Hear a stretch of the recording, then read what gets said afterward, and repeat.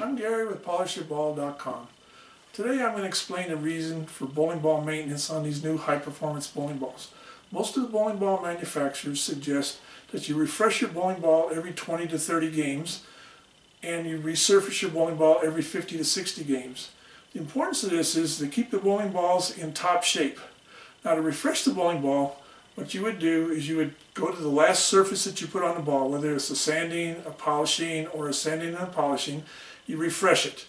And then a resurface includes extraction of the oil from the ball and a complete resurface starting with a 500 grit and going all the way to your final finish. Let me show you why that refreshing and resurfacing is so important. If you had a microscope and you could look at the surface of your bowling ball after it was resurfaced, it would look something like this. There'd be peaks and valleys. In the valley is where the oil is collected and goes down through the oil, and when it comes out of the oil, the weight block and these little tips will cause the bowling ball to hook into the pocket. After a certain amount of games, as in 20 games, what happens, you throw the ball down the lane, it hits the lane, it rolls down the lane surface, it hits the pins, it goes in the pit in the back. There's a belt that picks the bowling ball up and sends it back to you.